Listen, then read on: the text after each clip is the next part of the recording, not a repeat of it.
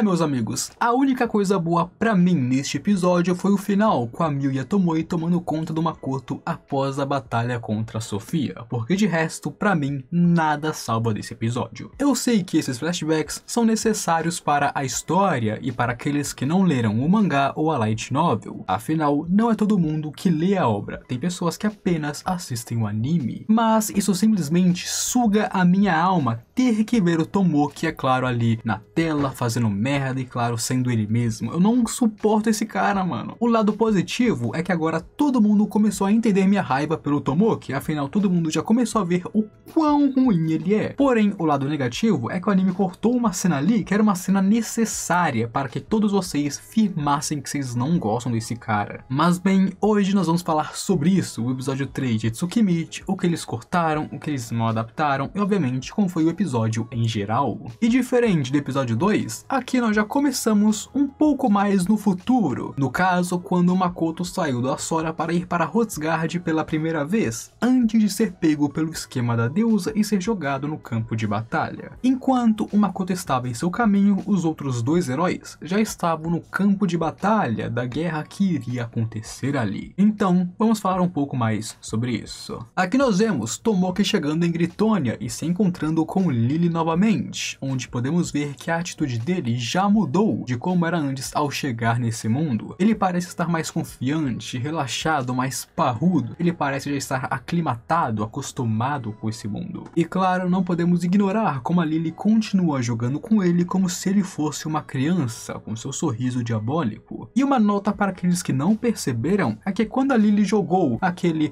"Ai, a Hibiki, a heroína de Limia, ouvi dizer que ela é bonita", diz que ele já está feliz com ela e as garotas, quer dizer que aquelas 3 garotas que foram encantadas por ele já estão no seu harém. Da mesma forma que no episódio passado ele dormiu com a Lily, agora ele já está com as outras 3, dizendo que ele está feliz com as 4 mulheres que ele tem. E lembre-se que para ele pensa que a Lily também foi encantada, da mesma forma que as outras 3 foram. Ou seja, ele literalmente encantou 3 mulheres contra suas vontades e as tomou como seu harém, fazendo isso com a maior naturalidade do mundo e hoje em dia nem se sente mais culpado por isso. Por outro lado, a Hibiki e seu grupo estão observando o forte que eles irão retomar, ou pelo menos tentar, nessa batalha que está por vir. A guerra já está começando e a Hibiki parece estar bem apreensiva, nos mostrando que diferente do Tomoki, ela não está tão confiante, ela não está tão relaxada. Ela não mudou tanto desde que ela veio para esse mundo. Ela continua sendo ela mesma, o que é um bom sinal. Então aqui nós teríamos algumas cenas que me deram muita raiva quando eu estava lendo o mangá. Meu Deus do céu, como eu senti ódio. O jantar entre os dois heróis, onde eles discutiriam um pouco sobre o ataque à fortaleza e, claro, suas relações pessoais. Onde aqui, antes do jantar, a Naval até mesmo falaria que o Tomoki vai pedir a bênção da deusa para a batalha e essas coisas, dizendo que os humanos que têm a bênção da deusa sempre tem a vantagem e eles sempre vão ganhar, aumento moral e essas coisas. E sinceramente, eu não teria tanta certeza disso não. Tipo, a deusa é bem imprestável, a bênção dela, puxa vida, e eu acho engraçado como a Naval acha que os humanos teriam vantagem apenas porque a deusa supostamente os proteger. Tipo, literalmente, a deusa sempre esteve lá e todo mundo odiava ela porque ela simplesmente passou anos dormindo e cagando para os humanos. Aí agora, supostamente, eles receberão uma bênção e ganharão. Eu sinto que esses humanos estão muito idiotas. E em parte é porque eles são tão idiotas assim que eles perderam muito território para os demônios. E agora vamos passar para a reunião dos dois grupos, que inclusive tem uma cena que foi excluída, mas que eu acho que era bem importantezinha para se mostrar. Claramente vemos que um dos grupos está tranquilo e o outro está bem desconfortável. E por que isso? Por causa da Shia, a sacerdotisa, onde obviamente não era para ela ter entrado no grupo da Hibiki. Ela é a sacerdotisa de Laurel, era para ela estar em Laurel e tudo mais, apoiando seu país, mas não, ela está aqui. Por causa disso, Laurel mandou pouco apoio para o campo de batalha, deixando as coisas um pouco mais tensas do que deveria. Mas Lily aqui diria que as suas forças ainda são 5 vezes maiores que as dos demônios, e com a proteção da deusa, eles serão invencíveis nessa batalha.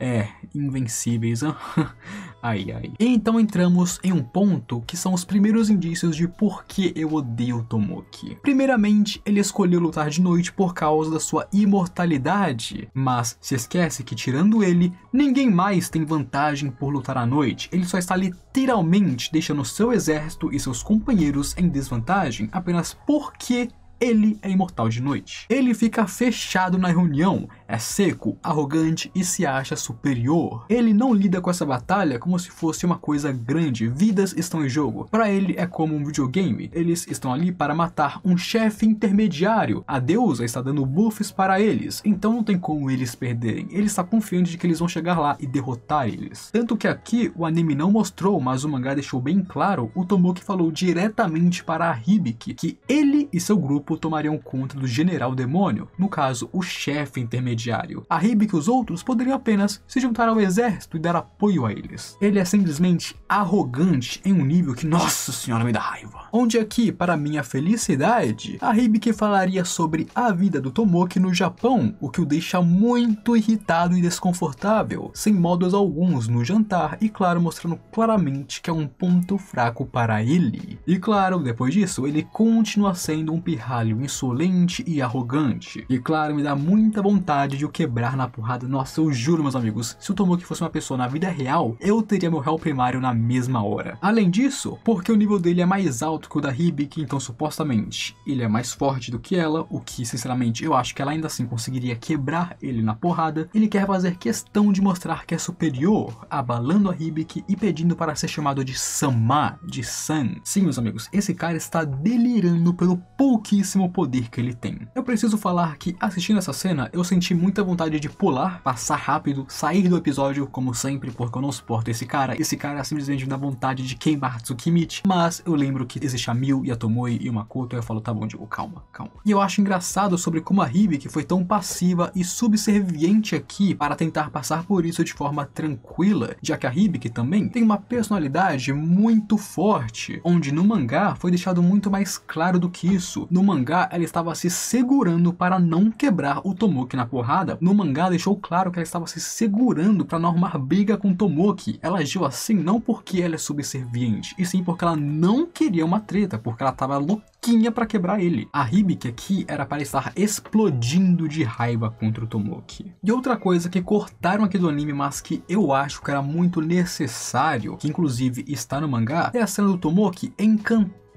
as pessoas da Hibiki. Como assim? Basicamente, depois do jantar ter acabado, a Hibiki se reuniria com seu grupo e começaria a reclamar, mas por algum motivo, ninguém achou nada que o Tomoki falou algo ruim, algo desagradável. Eles até pensaram que a Hibiki que estava sendo rude com ele. Para eles, o jantar foi maravilhoso, o Tomoki foi um grande herói e a Hibiki foi, bem, mal educada. No caso, agora pelo que parece, o Tomoki aprendeu a usar seu encanto e claro, estava usando de forma passiva, fazendo aqueles ao seu redor não terem problemas com ele. As únicas duas pessoas que não foram afetadas por ele, ou melhor, três, foram a Lily, que está, obviamente, escondendo isso, a Shia e a Hibiki. Tanto que a Shia e a Hibiki estranham que o resto do seu grupo está contra elas e do lado do Tomoki, porque eles foram encantados por ele, nos mostrando que ele continua sendo esse pirralho insolente, encantando todo mundo ao seu redor e, claro, não vendo nenhum problema nisso. E o único motivo pelo qual a Hibiki não foi atrás de saber mais sobre isso, o que se ela tivesse ido seria uma grande coisa, é porque a batalha estava se aproximando e ela não queria uma briga logo antes da batalha. Mas, meus amigos, eu tenho que falar que se a Hibiki fosse atrás disso agora, seria muito interessante. E claro, se lembrem que o Tomoki falou que ia tomar conta do general sozinho, mas bem, isso não foi muito bem o que aconteceu. Assim, saímos do jantar e passamos para a Hibiki pensando na guerra que está por vir, e claro, na grande operação que irá acontecer. Ali ela falaria com a Naval sobre por que ela veio para esse mundo e blá blá blá, como nós já sabemos. Eu acho, na verdade eu acho não, eu tenho quase certeza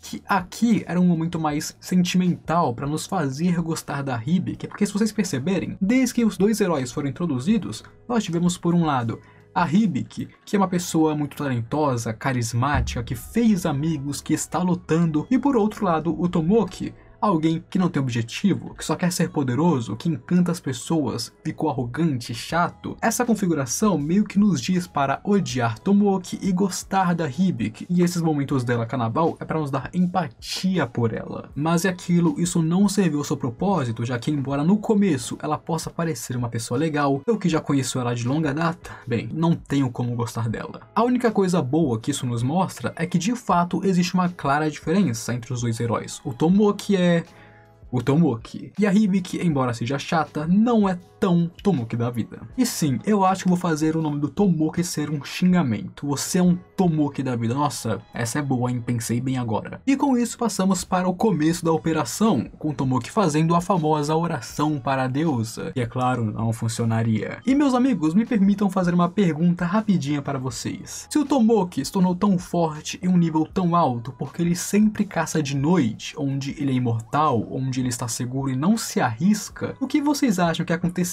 caso ele perdesse essa imortalidade? O que vocês acham que aconteceria com o grande herói caso ele perdesse a imortalidade da noite e simplesmente tivesse que enfrentar uma situação de vida ou morte? Já já eu te respondo isso, fica no ar por enquanto. Voltando para o campo de batalha, os demônios se organizariam para a luta, porém, até agora, a batalha tem sido surpreendentemente fácil para os humanos, até claro, a demônio responsável, a general, começar os seus planos. Ela ativaria sua magia, criando uma cratera enorme e derrubando o exército humano inteiro, onde aqui, praticamente, ela já ganhou a batalha, porque só sobrou os poucos humanos que não chegaram na cratera e os dois heróis. Todos os humanos caíram. O Tomoki poderia voar, então ficou voando, enquanto o grupo da Hibiki começou a voar com a magia do Uri, onde embora o Tomoki seja apenas papo e nada de ação, aqui ele conseguiu, claro, anular a magia da General Demônio, o que é um feito que eu não vou negar que é meio surpreendente. Afinal, querendo ou não, ele ainda tem um nível muito alto. Porém, obviamente, isso não é o suficiente. Ele conseguiu, é claro, contra-atacar ela, mas não causou danos algum para ela ou para sua fortaleza. E assim, quando os dois heróis finalmente se levantaram e puderam chegar na fortaleza, antes que eles entrassem nela para, é claro, enfrentar a general, eles seriam parados pelo general Io, um dos comandantes do exército demoníaco, onde esse cara é tão forte que ele está confiante em levar os dois heróis ao mesmo tempo, sem problema algum. Esse cara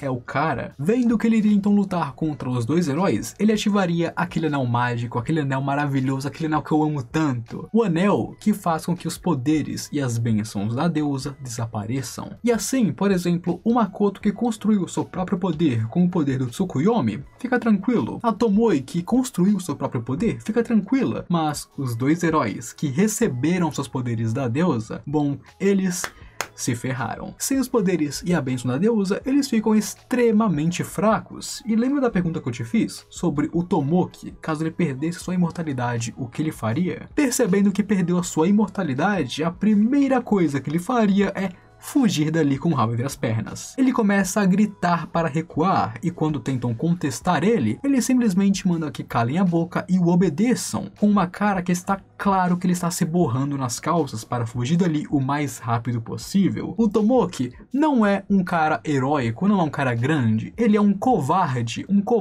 que só luta de noite porque ele é imortal e não quer morrer. No fim de tudo, ele ainda é um mero pirralho. A Hibiki, por outro lado, agiu como uma verdadeira heroína, não se preocupando apenas com a sua própria vida, e sim com a dos outros humanos também, e ficando para lutar. Então, nós reafirmamos algo que eu sempre disse: o Tomoki é nojento. E a deusa também estava assistindo tudo isso e fica extremamente irritada, já que os demônios viraram o jogo, mesmo que ela tenha saído do seu caminho para invocar dois heróis para os humanos. Mas então é quando ela vê o Makoto moscando na estrada e sabia que ele iria ir para esse campo de batalha porque ela mesma o puxaria. Então voltamos para Hibiki e seu grupo, onde eles continuaram lutando até amanhecer, mas já estão exaustos e, claro, acabados. Eles estão em desvantagem e o Io é muito mais forte que a Hibiki. E eu não vou mentir que aqui eu fiquei com um pouco de dor da Hibiki, mas aí eu lembrei que ela é uma heroína, que ela é a Hibiki, então passou. E é quando a deusa convocaria o Makoto para aquele terreno baldio sem ele querer, onde a comandante mandaria a Sofia e o Lancer para cuidar dele, o que não funcionou, já que, bom, ele simplesmente acabou com a raça deles. Mas, por outro lado, a luz da deusa deu esperança para os poucos humanos que ainda estavam ali, mas mesmo com essa esperança esperança e mesmo continuando lutando, Naval percebeu que o seu grupo não tinha futuro ali. Eles iriam perder aquela batalha e a Hibiki acabaria morrendo. E é quando ela fez uma coisa surpreendente. Ela se sacrificaria pelos outros. E lembram quando eu falei no vídeo passado que ela deveria ter seguido seus instintos e fugido do grupo da Hibiki? Então, ela deveria mesmo, porque agora ela está mortinha da Silva. E aqui, meus amigos, vai uma curiosidade sobre a Naval. No passado, ela nunca teria se sacrificado por um companheiro ou uma outra pessoa em um campo de batalha. De acordo com Lime, que a conheceu um pouco no passado, ela nunca se sacrificaria por um companheiro. Para Naval, a sua vida era mais importante. Mas, por algum motivo, ela mudou muito depois que conheceu a Hibiki, se tornando mais alegre, mais amiga, mais companheira. Mas isso seria uma mudança natural ou artificial? Porque se lembram que quando a Hibiki foi para este outro mundo, a deusa falou que daria para ela um charme que faz as pessoas serem atraídas por ela, faz as pessoas gostarem dela, não tão forte quanto o encanto do Tomoki, mas ela concedeu para a Hibiki um charme, e por algum motivo, a pessoa que nunca se sacrificaria por ninguém, acabou se sacrificando pela Hibiki, e mudou muito em pouco tempo após a conhecer. Agora, esse sacrifício foi natural ou porque o charme da Hibiki mudou a Naval? Agora, essa pergunta fica pra vocês aí no ar. E bem, é claro, o sacrifício da Naval, embora tenha sido lindo, majestoso e tocante, porque eu admito isso, foi muito lindo e triste, foi em vão, já que, bom, o Io continuou vivo depois disso. E enquanto isso, o Tomoki está com a Lily, onde, novamente, ela está amaciando o ego dele, dizendo que ele fez bem, que ele tinha que sair de lá, ele é o herói, ele é especial, outras pessoas não são que nem ele. E ela é um dos motivos pelos quais o Tomoki é tão insuportável, porque ela fez isso com ele, meio que uma lavagem cerebral para fazer com que ele pensasse que ele é intocável, que ele é melhor que os outros, que ele é especial. Ele já tinha problemas desde o início, e ela apenas piorou ele, o mimando e amaciando seu ego, tornando ele literalmente um lixo de pessoa. Então, se o Tomoki é uma pessoa horrível, metade disso se deve por causa da Lily. Essa mulher é insuportável. O único ponto positivo dela em